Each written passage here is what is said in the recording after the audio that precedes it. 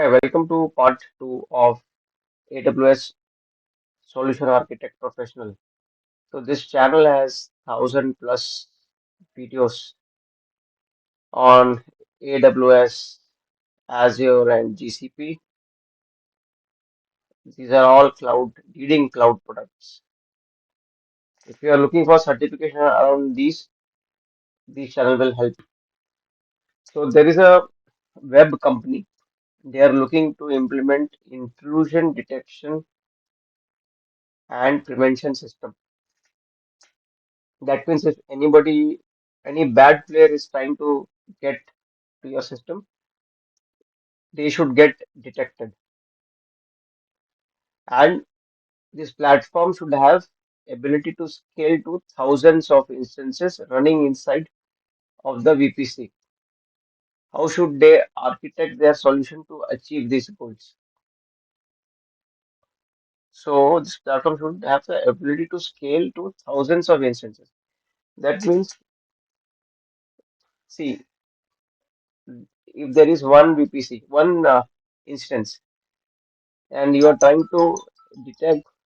So, if one instance is there and you're trying to do intrusion detection, like this, they are telling do it for uh, thousands of instances, say 1,000.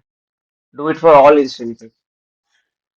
So your solution should be scalable across. It should work for across all instances. So this is a monitoring question. Monitor thousands of instances. The option A is saying we will configure the instance with a monitoring software. So that means on the instance, they will put a monitoring software and the ENI will be set to promiscuous mode, packet sniffing to see all traffic across VPC. So, see, this solution is not scalable. That is the problem. The solution. See, if you have one instance with multiple ENI, it will become a bottleneck because it will try to process traffic of thousands of other instances. So the Prometheus mode on one instance will overwhelm its resources and it may not be feasible for all network configurations for large VPC. So what is the problem with this solution? This solution is not scalable. When we talk about scalability, this solution will not work. Now B says, boss, let us create one more VPC and route all traffic from primary VPC through the secondary VPC where scalable IDS IPS platform resides. This will provide a centralized location for this platform and we can achieve horizontal scaling like this. What is vertical scaling? Vertical scaling is like this, like a tower block, one over the other, first floor, second floor, third floor. Horizontal scaling is all on ground floor. These are all bungalows, row houses or bungalows. This will work. This will work perfect. Why? Because it is a viable approach for centralized monitoring and control. Plus, it is scalable. It is scalable. C says, let us configure the servers running in the VPC.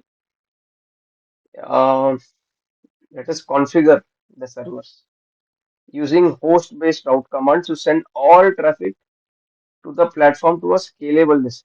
It is saying we will configure the servers, that means the instances to that means they are telling these instances, boss, can you send all traffic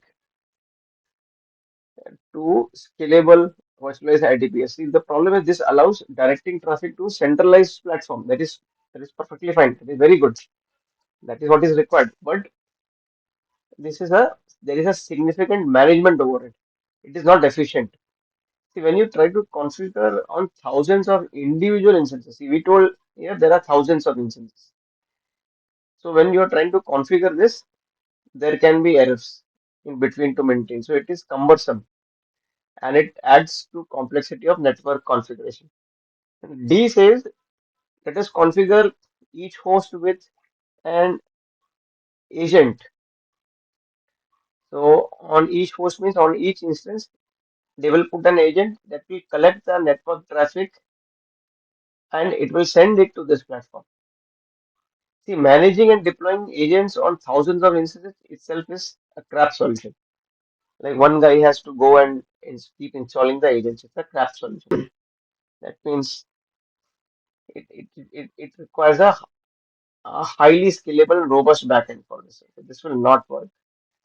Option B is good because it is a sound approach and it is scalable plus it gives you centralized control. So option B is our right answer. We will create one more VPC.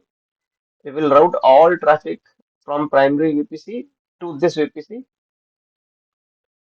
And in this VPC, what is there? There is a scalable virtualized IDS IPS platform. It is residing there.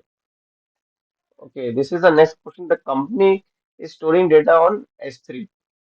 The company's security policy is saying, see, there is a bucket first.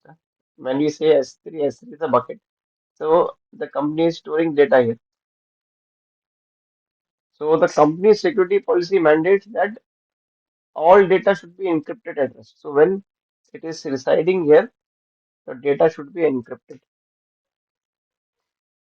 So which of the following methods can achieve this? This encryption, which method will achieve? So we want to choose three answers. So basically, we have the data stored and uh, we have to encrypt it.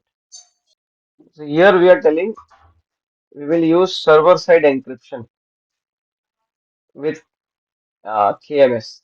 So that means this method will use server-side encryption where S3 encrypts the data at rest after it's uploaded. See, this is your bucket. Data is coming like this. It is coming. It comes and it enters here. After that, S3 says, "Oh, buddy, you are here. Let me encrypt you." Then it encrypts. Does it meet your goal of encryption at rest? It does meet it because you are encrypting it. After it lands, then you are encrypting it. The only difference is it is landing and you are encrypting it. Okay, the other thing is, so this method, okay, option B is saying we will use server-side encryption with customer provided keys, this SSEC. So this method involves server-side encryption by S3. So in this case, customer provides and manages the encryption key. That means you are not using KMS for generating the key or storing the key. You are bringing your own key. That is still fine. See, we only want to encrypt at rest. Whether you use your own keys or you generate it in AWS, it does not matter. You are still encrypting it. So you encrypt the data. S3 will encrypt the data using the provided key and then discard the key. So the data is encrypted at rest in S3. And the responsibility of key management lies with the customer, that is you. See, the data will be encrypted. It will work. But the key management you have to do. C is telling that we will use server-side encryption with EC2 key pair. So EC2 key pair, you want secure access to EC2 for RDP, then you use. With S3 bucket, why to use EC2? See, simple thing. We are talking about S3. This solution is telling things about EC2. We are not interested in EC2. Okay, we are not interested. See, it is like you are interested in Tamanna Bhatia, her life, what is happening. Did Vijay Verma have a breakup with her, etc. And somebody comes and tells you, hey, you know what? Jayaprada is suddenly 60 years old. So, are why we are talking about her? So it is that way. D is telling that let us use S3 bucket policies to restrict. See, policies, um, you cannot use it to encrypt. Okay. Why we have policies? So that unauthorized users cannot gain access. Some bad players trying to gain access to the content in S3. Then we use policies. Policies is not a tool to encrypt data. So this is purely wrong. Now E says was encrypt the data on client side before ingesting in S3 using their own master key. See, it is here, it is like you have this bucket. So earlier we saw that you are getting the data and putting inside the bucket, and then S3 says, okay, boss, since you are with me, let me encrypt you. Now here we are telling in this option, option E, we are telling boss, I will encrypt it here, I will encrypt it here, then I will move it here. So the data is already encrypted, and it tells S3, boss, you don't be smart, you don't encrypt, you chill, you relax. I have already done the work. It is like uh, your wife is already a millionaire, so you don't have to worry too much about being a millionaire. She has already achieved it. But if she is a millionaire, most likely she will not stay with you after some time because you will suddenly appear like an idiot to her. So option F, okay, option F. It says we will use SSL to encrypt. See, SSL, why do we use? Just think about it. SSL, does it work for encryption? It works for encryption. So why should not be used? Boss, it works for encryption in transit. This is your bucket. This is the source. Data is flowing. When the data is flowing, it will encrypt the data here. It is not about rest. It is about in transit. That is why this will not suffice. So these are the three answers. Option A, B, and E are the right answers.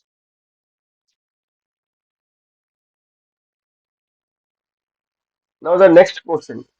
Your firm has uploaded large amount of aerial image. So a lot of images are there. They have put it in S3 bucket. So you have this S3 bucket. They have put all images here.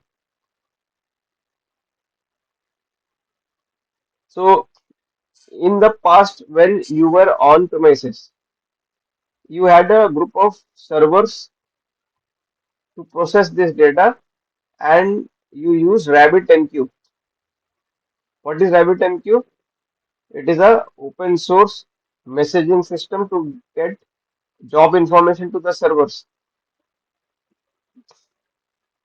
Just similar to, I can say, not very similar, but considered it similar to Kafka for real-time integration. So once processed, the data would go to the tape and it will be shipped offsite. So what we have to do now? What is the use of this long story? Your manager told you that boss keep the design same, but use AWS archival storage. Archival is the word. Archival is the word. Okay. So the moment I see archival, should we think about Glacier? If we think about Glacier, see there are two options with Glacier. These two options with reduced redundancy storage, which is correct. So this is the problem. The goal is to replicate the workflow, same workflow. So you already, in short, what is happening in your data center world? You are already following a process. You have to follow the same process, but in the AWS world. Simple.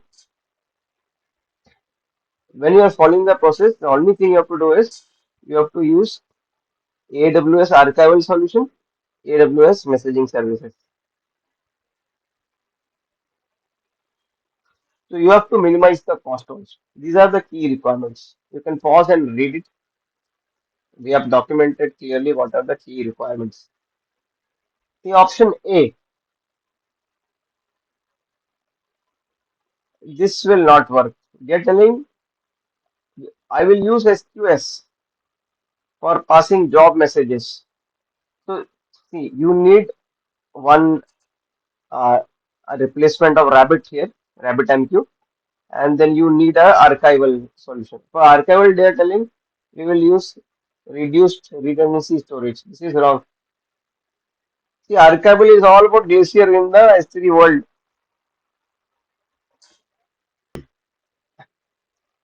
Okay, that is one. And SQS is not cost-effective messaging. See, reduced redundancy is cheaper than S3, but lower availability durability. That means, see, anytime you store data in S3, it is replicated multiple times so that accidentally or if there is a delete, you can still restore from somewhere. But if you store it in reduced redundancy, it is stored in one place. So you will lose your data. When you archive something, when we say archive, that means keep it for a long, long time. You cannot choose a solution which is having no duplication.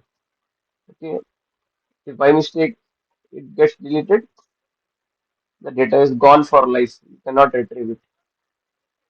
So you have to set up auto. Okay, B is saying I will set up auto scaled workers triggered by queue depth that use spot instances. See, anything to use with spot instances. Who uses spot instances in AWS? Students or people working in TCS, Infosys, these uh, companies, these Indian players. So they use spot instances because Indian companies don't spend money on research. They say spot instances is very cheap. Use that and do your work. So here, uh, spot instances we cannot use. It is cheap solution, but to process messages, who uses it here? Because spot instances, you have taken it down, someone else bids higher, they will take it away from you. You know, right? Rich people, they get all the girls and they get all the resources in the world. So anytime it can be taken away from you, spot instances. Any rich guy comes, they bid more. Your spot instances will be taken away. Your girlfriend and wife can also be taken away by rich guys. So it is that way.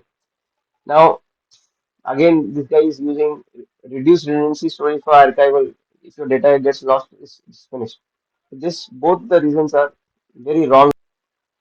C says we will set up auto-scaled workers triggered by QDEPs. Um, auto-scaled workers. That is fine. Auto-scaled workers. You have to use spot instances once the data is processed. But the archival solution would be Glacier. Simple archival solution is Glacier. So option similar to option B, auto scaling on queue depth and spot instances. Is it cost effective? See, we need a cost effective solution. So our question is already assuming our person works for Infosys. Okay, Infosys means they are getting less salary. So they will work with cost effective. And Narayan Murthy always says, boss, do everything in 2 paisa. So spot instances will work. But anybody bids higher, it will be taken away from you. But then in this question, they are not telling that I have a critical workload. I cannot stay, I cannot live without my girlfriend. No. If the girlfriend goes, you can still live. She anyways didn't cook for you. So she anyways didn't do much for you. So you can still live. So that is the case.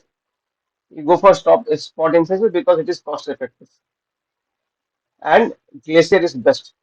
for low cost storage archival solution. Glacier is ultimate.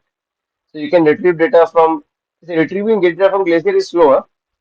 It incurs some cost, but it is suitable for data that is rarely accessed. In this case, your archiving means you will rarely access it. In India, I was once working for a bank. So RBI, due to that regulation, we keep the data in archive, but we are not going to use it anytime soon. Once in a while, the Price Waterhouse was auditing, then we used to retrieve. Otherwise, or if RBI themselves come and they ask for a report, then we retrieve. Otherwise, there's no need to retrieve it. So this should work fine. See, this is a two paisa solution. This question itself is saying that how can you become a two paisa person? So two paisa solution, Glacier and spot instances. I never worked in a project where we use spot instances. Spot instances is very famous among students. Okay, students definitely use it across different countries. In US also students use it. D saying I will use SNS to. Yeah, SNS is a notification, push notification service. See, SNS is meant for something else. Okay. The hammer is meant for something else. And you are telling, but I will use hammer instead of pen. Like that, it is so bad. Glacier is fine, but SNS who uses for messages? SNS is a simple notification service. It will send emails. It is not ideal for managing work use. Option C is best. For messaging, we use SQS. So the thing is scalability and cost optimization. Option C, scalability and cost optimization.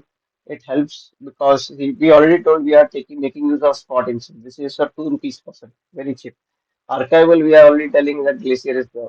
For cost minimization, we are trying to leverage both spot instances and Glacier. So this meets all the requirements.